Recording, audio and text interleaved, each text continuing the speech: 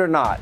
Did you stand to honor those families? I did not stand because the president. You sat on your ass. I was just sick of the president. So I want to be clear. I did not. You sat on your ass, and you wouldn't stand for families that lost children.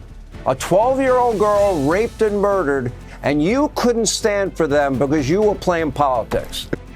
Every time I think California is going to get their act together, they propose a dumb idea. Listen to this one.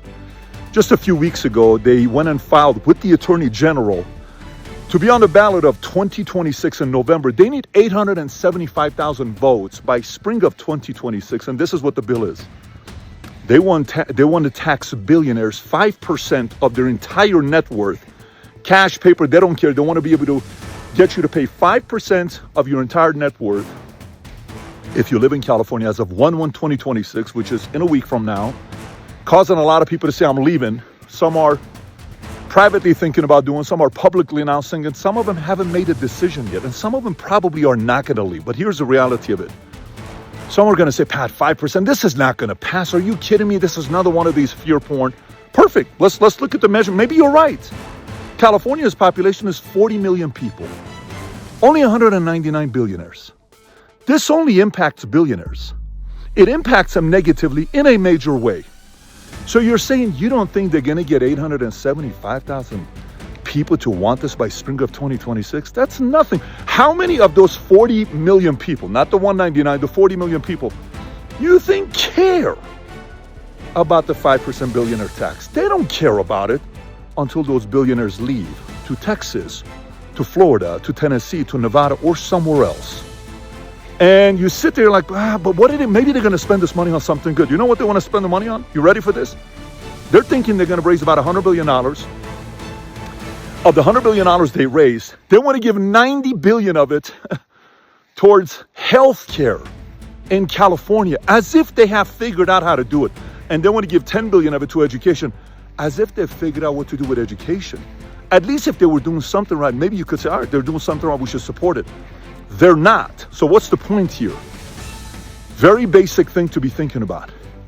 There will always be demand for billionaires, job creators, innovators, investors. There's always going to be demand. Many red states that will gladly welcome them. But I do not want to see a mass exodus out of California with people leaving, because I would like to see the state of California make a comeback long term. But the more and more they do dumb things like this, smart people that I would support for governor in that state will eventually be forced to leave. Why would they stay? The state is saying, we don't want you. You think they're going to stay? Another double dumb story. By the way, if you want to read the entire story, I'll put the link below for Wall Street Journal. Something to be thinking about. Lowering the income tax rates in the state. Well, California has tax. I mean, there's 16 states right now. Let's talk about those 16 states. Well, why don't we talk about California? This is the question that you're not wanting to answer, which is whether boys can become girls. Yeah, I think for the grace of God. Yeah. When AOC said this week that ICE should be abolished, you disagree? Oh, I disagree. Your press office tweeted out that it was state-sponsored terrorism. Our ICE officers obviously are not terrorists. Yeah. A tragic situation is not state-sponsored terrorism. Yeah, I think that's fair. Basically, the whole family ended up in Florida. My parents ended up near me in Florida. My in-laws, who lived in Sacramento, ended up near me in Florida. And yeah, there may be some reasons for that, Governor. This is a guy who is in a lifelong abysmal failure. We're number one in homelessness, number one in waste, fraud, and abuse, number one in residents leaving, businesses leaving, corporations leaving. You have Valero. I mean, this is one of the most major gas and oil companies that was willing to take $1 billion loss all to get out of this hostage situation called running a business in California. You've got over $1 trillion in wealth. A lot of the Silicon Valley big honchos like Peter Thiel leaving, David Sachs leaving. $500 billion gone in one day. So I started digging. Why are all these billionaires running for the exits at the same time? And what I found out, well, it's going to cost you some money. And here's what's happening. A union, our favorite guys, SEIU, the Healthcare Workers Union, is pushing a ballot measure for November. They want a one-time 5% wealth tax on every California billionaire. Sounds great, right? Tax the rich. Get the billionaires. They can afford it. Well, here's the catch. Robert Frank is at the table this morning with the details on that hidden feature. Yeah, I call it the Is hotel. it hidden feature? Some people call it a bug. It's a bug. It's. You're talking about roaches. I call it the Hotel California provision. So we've all heard these reports. Peter Thiel, Larry Page, and other California billionaires threatening to leave the state over this possible billionaires tax, but they may be too late.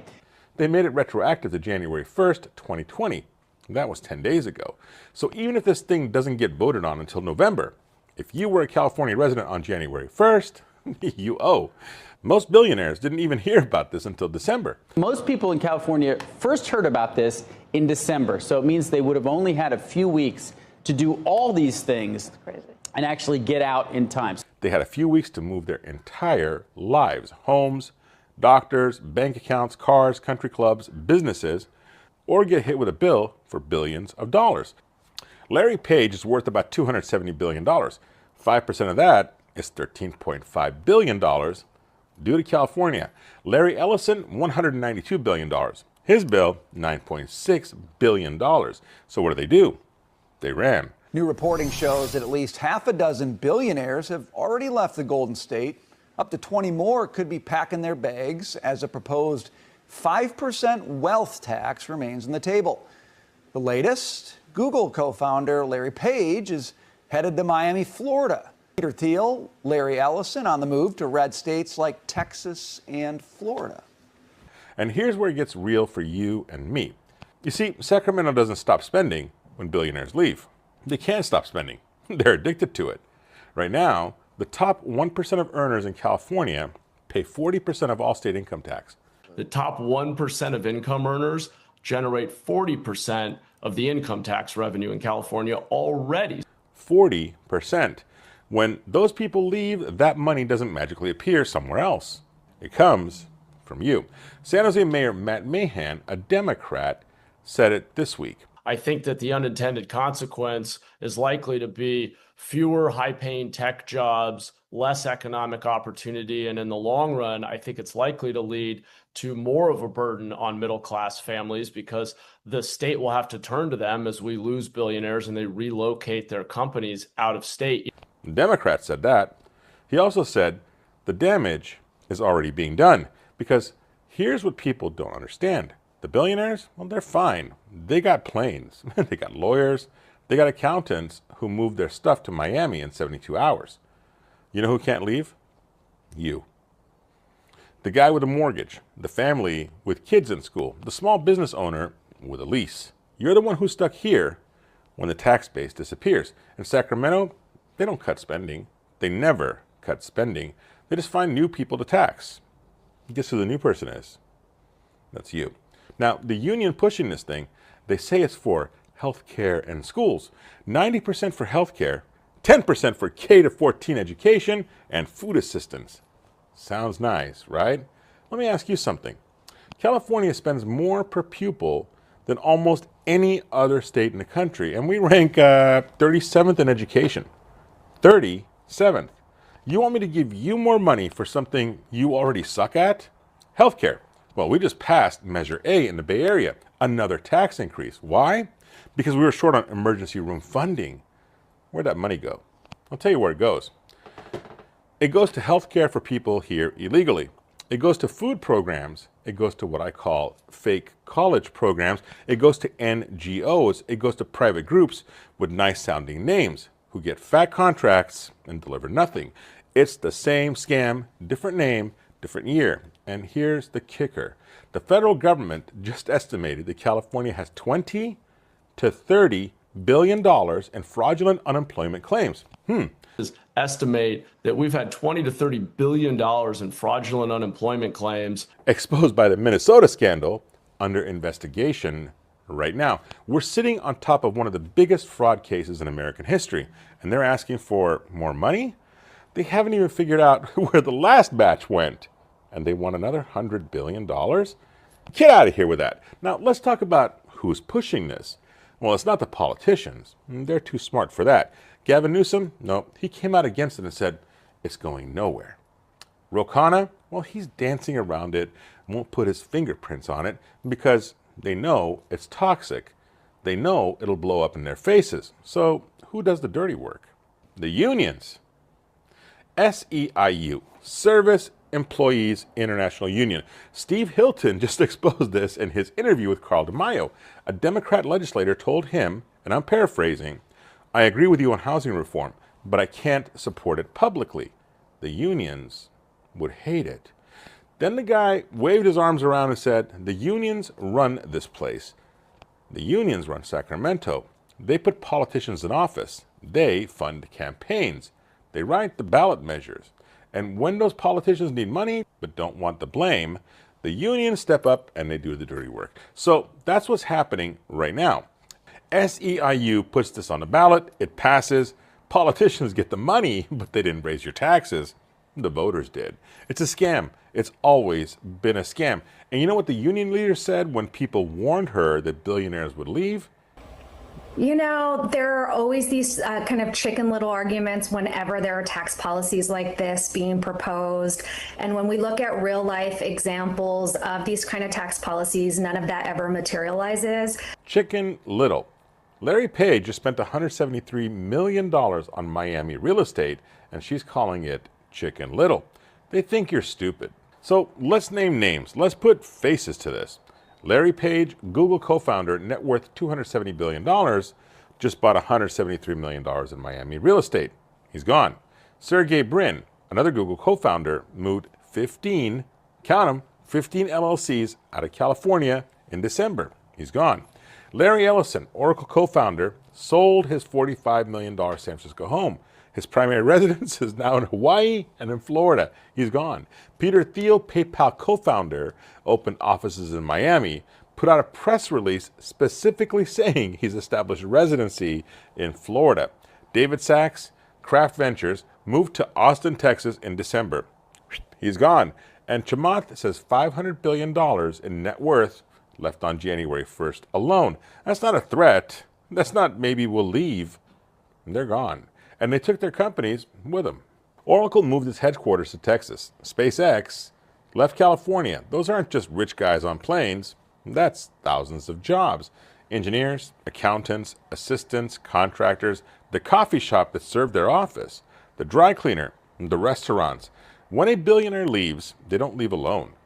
They take an entire ecosystem with them. And what's left? Well, you're left, paying more for less. By the way, this isn't some untested theory. A dozen European countries tried wealth taxes before. You know how many still have them? Norway tried a big wealth tax. They lost all their rich and ended up losing like $500 bazillion. Everywhere you try it. And now they're going to go tell the billionaires to go screw with taking 5% of your wealth? Almost none. They all repealed them because they don't work. This has been tried before. Norway tried it, lost $500 billion in capital flight. The UK right now, they're losing 45 millionaires every day. Exposed. These people are leaving the country and taking their jobs with them. France tried it. Their richest citizens moved to Belgium. And they got less revenue, not more. It's not Chicken Little when they're already gone. One more thing. One more time bomb you need to know about. Scariest thing for me is there's a $166 billion shortfall in the California public employee retirement system. California's public pension systems, CalSTRS, has a $166 billion shortfall. That's money promised to teachers, firefighters, state workers for their retirement. Money that doesn't exist. Where do you think that's going to come from when the billionaires are gone? Your property taxes, your income taxes, your fees, your one-time emergency measures that somehow never go away. They're not coming for the billionaires. The billionaires already left. They're coming for you. Look, I get it. It's good to say, tax the billionaires. I understand the impulse. But you got to think one step ahead. When the billionaires leave, and they are leaving, who pays? When the tax base shrinks, and it is shrinking, who fills the gap? When Sacramento keeps spending, and they always keep spending, where does the money come from? Well, it comes from the people who simply can't leave. The homeowner with a mortgage, the family trying to make it work, the small business owner who built something here. That's who pays. That's always who pays. California didn't learn from the gas prices. They didn't learn from the insurance crisis. They didn't learn from the fires. And they're not going to learn from this. But you can. Pay attention, vote, and maybe start thinking about your exit plan. Because Sacramento's not going to stop until there's nothing left to take. I'm Ramin, this is Real Talk, and I'll see you in the next one. The state just recently, he spent billions and billions of dollars on a railway speed system that he promised would be up and running soon and quickly. That was 10 years ago. We still got goose egg. They told the California people that they would spend a few $1 billion to build this rail. We're talking over $100 billion now. No, there's no rail. There's no rail in California. Who took the money? He's the king of fraud. There's never been this much fraud in the history of the American history. This is a guy who's got a mountain of problems in his own state, and he's wasting your money. He was wasting my money, especially if you live in California, trying to run this ridiculous, petulant teenage child social media campaign, trying to act like Trump and trying to be an influencer with this podcast. Yes, I want to just take a minute to thank California Democrats led by Governor Newsom. Our police do not cooperate with ICE. We don't. California cooperates with ICE. Nothing I dislike more than the politician that sits there and lies to you. And we all just sit there rolling our eyes going, give me a break. Oh, believe you me, Newsom, don't we Americans know it, especially when it comes to you hippocrats. Check. Your press office tweeted out that it was state-sponsored terrorism, which, I mean, Governor, I do have to ask you about that. Yeah. That sort of thing makes our politics worse. Yeah. I mean, it does. Yeah. I mean, our ICE officers obviously are not terrorists. Yeah. A tragic situation is not state-sponsored terrorism. Yeah, I think that's fair. So California Governor Gavin Newsom walking back some provocative rhetoric about ICE. His press office posted on X state-sponsored terrorism after the ICE-involved shooting of Renee Good in Minneapolis. Ben Shapiro joins us now. I mean, is he distancing himself from the press office? I think he is. I think that one of the circles that the governor has to square is that the Democratic base is very, very radical. And he understands that if he wants to run successfully for president in 2028, then he's going to need to moderate pretty significantly. And so one of the things that he seems to be doing is his press office sort of tweets out to his base, and then he ignores that or denounces his own press office if it means that he can sort of moderate positionally. I think that's what was happening there. But I don't think you can have it both ways, speaking as a former press office person, but we'll see. So maybe he needs to get a handle on the press office if you want to be president of the United States. Also, he admitted that Democrats should not say abolish ICE. Let's play that clip. AOC said this week that ICE should be abolished. You disagree? Oh, I disagree when I think a candidate for president by the name of Harris said that in the last campaign. I came out, I remember being on Chris Hayes hours later saying, I think that's a mistake. So absolutely. Why the fuck you lying? Why you always lying?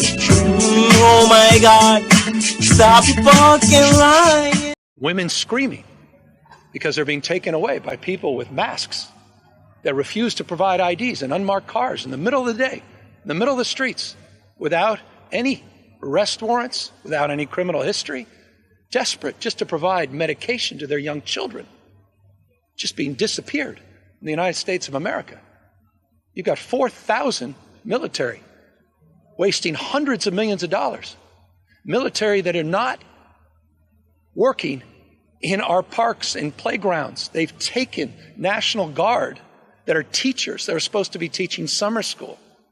They've taken National Guard men and women off our wildfire efforts. They've taken National Guard out of fire departments and paramedic offices that can't be there in emergencies, and they're sitting there in the armories.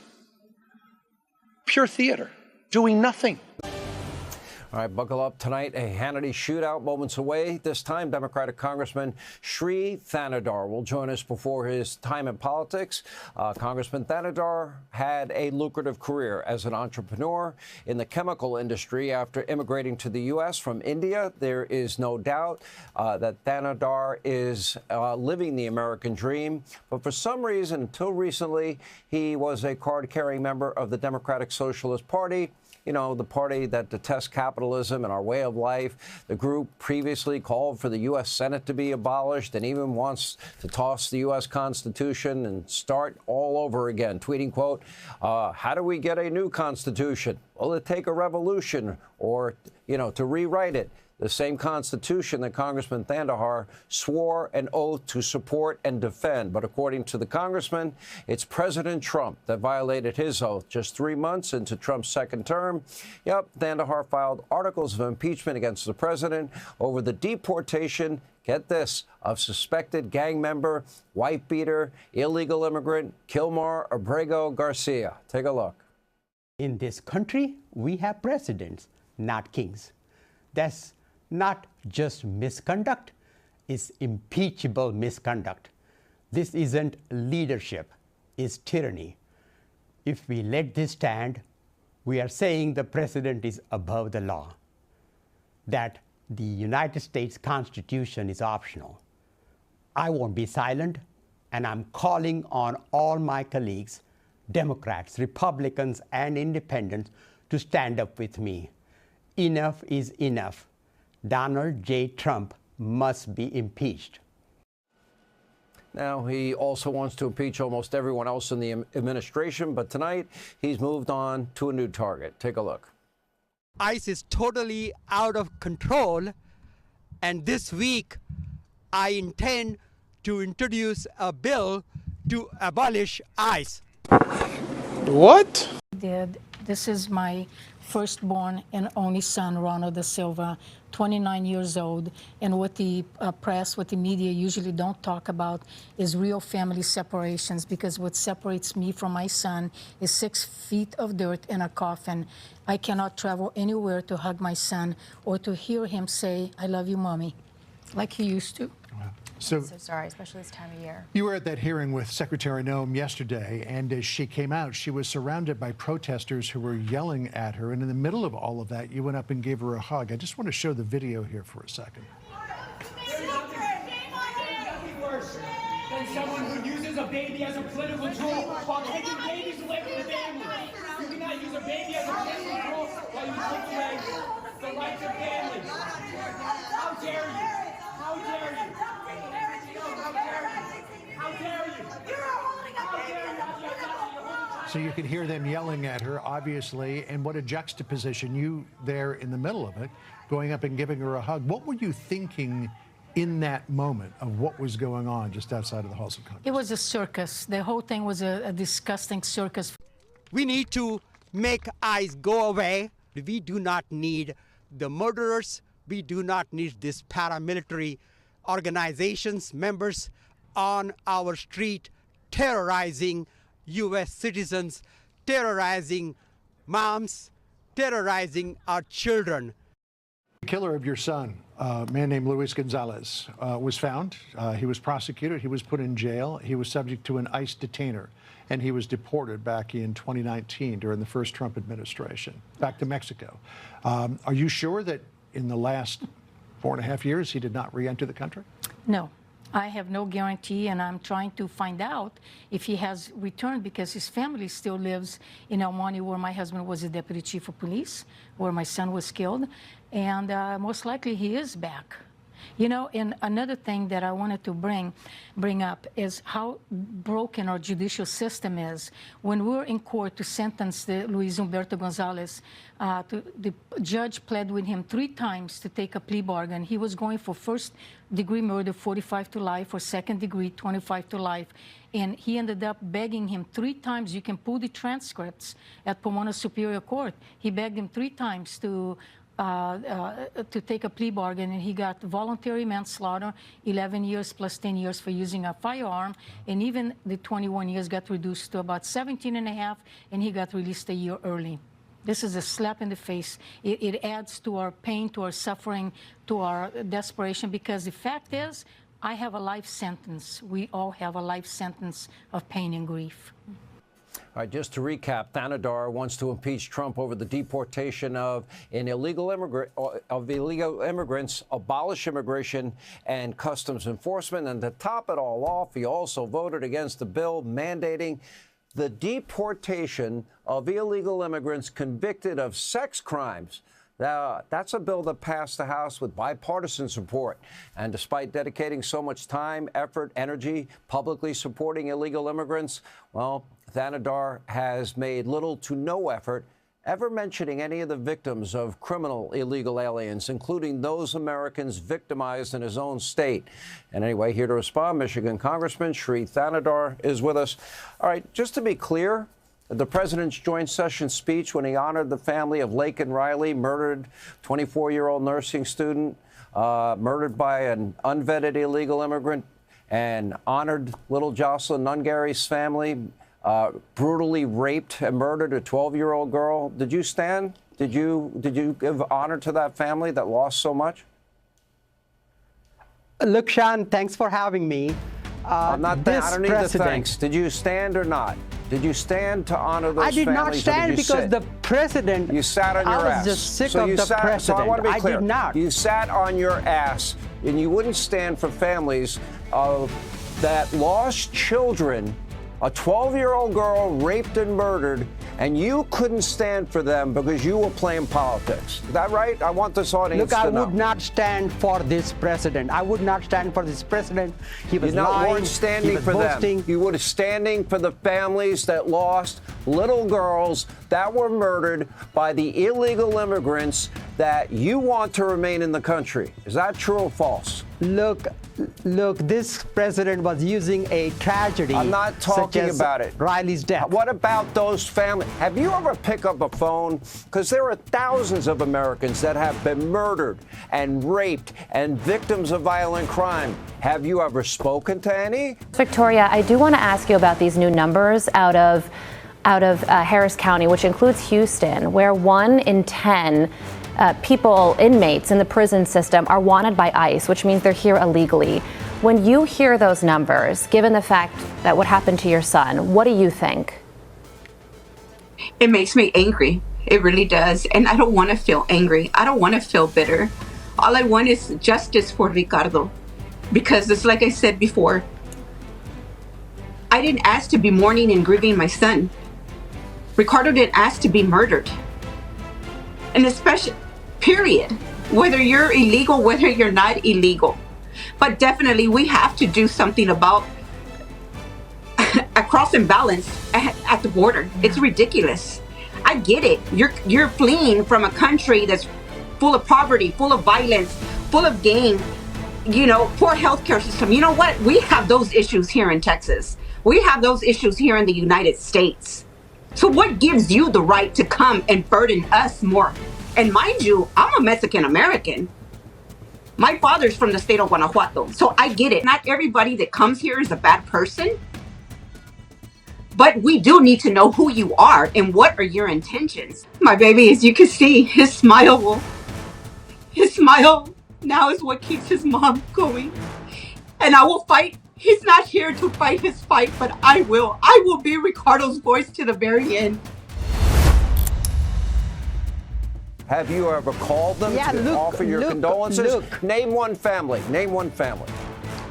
Look, every immigrant, everyone must follow American laws. Have you ever picked up a phone and called a victim's family? Look, I talk to my constituents all the time. Not a hard question. Not hard. Yeah, I do. Have you ever picked up your phone and called them? Have you done that one time? Look, I talk with my constituents all the time. My constituents are being terrorized by ICE. Have you ever called an American family that has been a victim, murdered, raped, tortured by an illegal immigrant? Yes or no, Congressman? Did you ever call them? I have met people. I am sure I have met people. I'll take that as a no. Damn! Trump do not sleep. He don't play by no rules.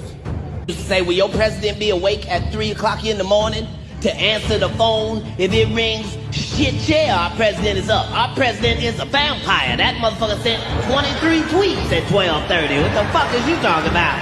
That motherfucker is on it. Trump don't give a fuck. That motherfucker is on it, whatever the fuck it is. Every time he wake up, he just sign another piece of paper. Wait till they see this when they wake the fuck up, since they want to talk. We used to just being able to watch the news a little bit and then walk off. Not with Trump. Niggas is watching the news like it's the playoffs. Trump don't give a fuck.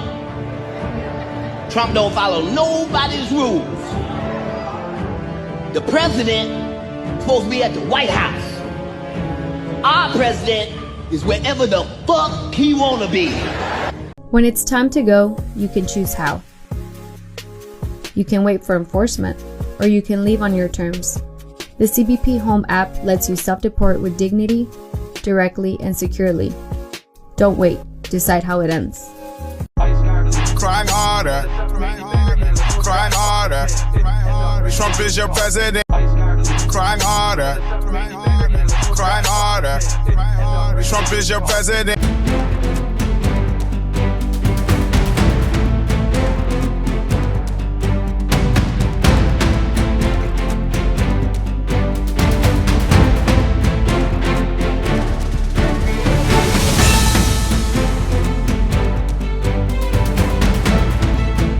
On the 3 unfired casings read, "Hey fascist!" exclamation point, catch exclamation point. Do you think Donald Trump is a fascist? Yes, I do. No one has ever been more dangerous to this country than Donald Trump, and he is a fascist to his core. Hey, let me shut down the city! We are at war! We're in a war right now. We are at war. So you have to be willing to do whatever is necessary in order to save the country. And that's why the gloves are off. Donald Trump and the MAGA Republicans represent an extremism that threatens the very foundations of our republic. And yes, there are many threats to democracy. We see it with these extreme candidates. I just don't even know why there aren't uprisings all over the country, and maybe there will be. But you can only push people so far. And then they start to take matters into their own hands. What the American public want is for us to bring actual weapons to this bar fight. This is an actual fight. You know, this is literally call to arms. The MAGA movement is a threat. But Michelle says that, when they go low, we go high. No. With all due respect, if they go low, we don't go high. When they go low, we kick them. We take them to the mud and choke them out. And make sure that they stay down. And you know what? Kick them when they're down, because they deserve it. Get up in the face of some Congress people. We are going to be in your face. We are going to be on your... We have to fight this in the streets. We're going to fight it in the streets. It's time to step out of your comfort zone and step out into the streets. To our Republican colleagues, if you do not see the light, we will bring the fire. Resist! You and your little friend off of Twitter. Y'all about to find out. And if you see anybody from that cabinet in a restaurant, in a department store, at a gasoline station, you get out and you create a crowd. And you push back on them. And you tell them they're not welcome anymore, anywhere. He's not going to have a third term. He may not finish this term. That's the last few days you woke up thinking there might be news. Just saying. Just saying. There will be news sometime. Just so you know, there will be news.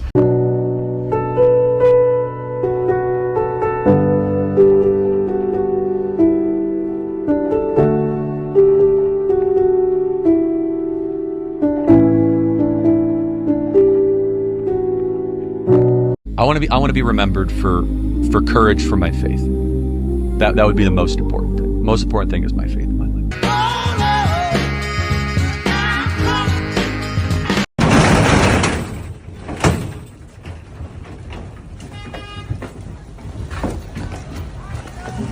But if you're not happy in the U.S., if you're complaining all the time, very simply, you can leave. You can leave right now.